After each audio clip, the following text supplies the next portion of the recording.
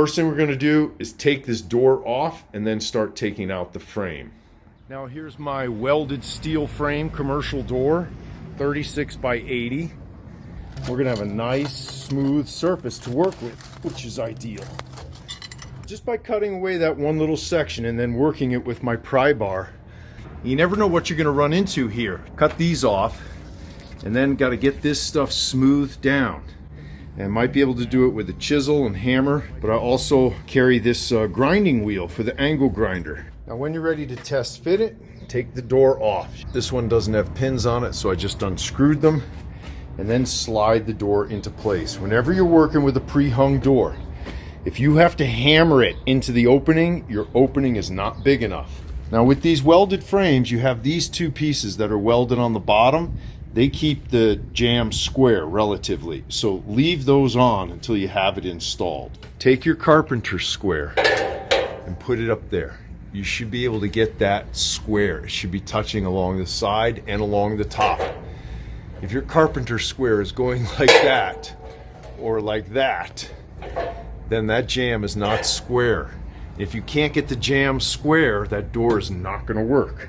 I'm going to drill 4 holes. Really only need 3, but I drill 4 just in case one fails. So I'll put 1 by each hinge, and then I'll put another one right around here. And once I have those holes drilled, I'm going to hold the door in place, put my drill bit through, and just drill a pilot hole on the concrete. Then I'm going to remove the jamb and drill out a 5/8 inch hole with a masonry bit to put in this lag shield. And I'll put that into the concrete. And then I can use this exterior grade lag screw, which is 3/8, and I'll put that through the hole into my lag shield.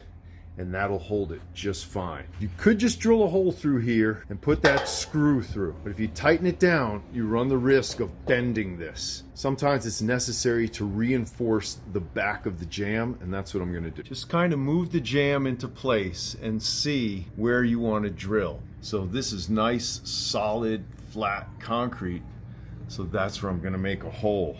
I've marked these, and that's going to go right there. I wouldn't want to try to set that thing right there, so pay attention to where you're making your holes. So I want to get this thing plumb. I also want to get this thing centered in the middle of the wall. It can't go back too far because this door needs room to open.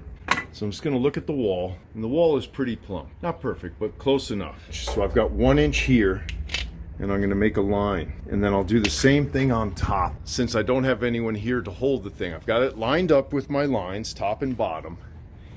And then I just jammed shims in here, and that is holding this thing pretty tight.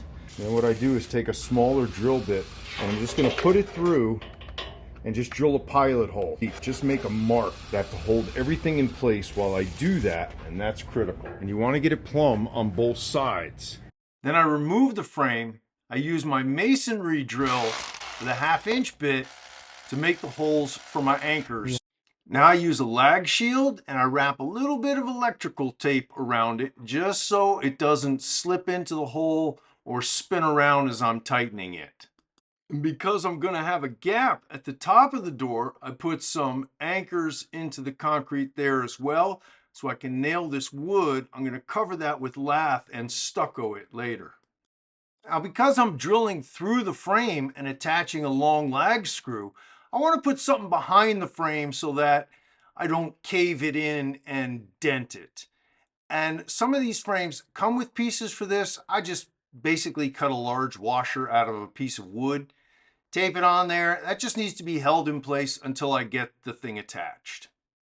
And everything is nice and snug. So at this point, put your door on and hope it all works out. And now let's see how it works. Beautiful. See up top here, that gap is a little tight for me. Over here it's nice. So that means I'm going to put a shim in the bottom and just kick this thing up. You can always make this hole bigger, up and down or side to side, and just put a bigger washer over that. So I just tapped a couple of shims underneath there. See, now I've got a nice even gap all along the top. So you make sure you got the gap that you want.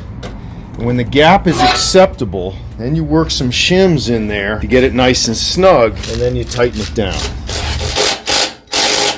keep checking each time you tighten it. Got a beautiful gap there, and everything is nice and flush, no uneven surfaces. With these braces, I just cut them with the angle grinder and they snap off, but go easy with them. And we're gonna cut these shims and we're gonna caulk this thing with heavy duty sealant. You gotta put on your strike plate. That comes with the door, and don't forget, put all your screws back in. I use this Sikaflex sealant. It's awesome. Put my tape here so the sealant doesn't get all over the door. I put the tape on and then I wipe the sealant and then pull the tape off, and you see that? You get that nice clean line. All right, I'm all sealed up. I'm ready for the stucco. I put the sealant between the door jamb and the wood, and I put black paper over that, and I've got this flashing so that if water hits here, it's not going to sneak behind the door. And now I got my lath screwed on here, and I'm just going to fill that with mortar. That looks beautiful with a little paint, you'll never know. And he wanted extra security, so here's what I did.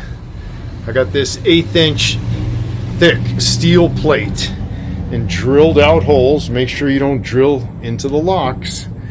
And these are carriage bolts, they go through. That's how you install a welded frame commercial steel door. Go out and do it yourself, charge whatever you want, because people will pay.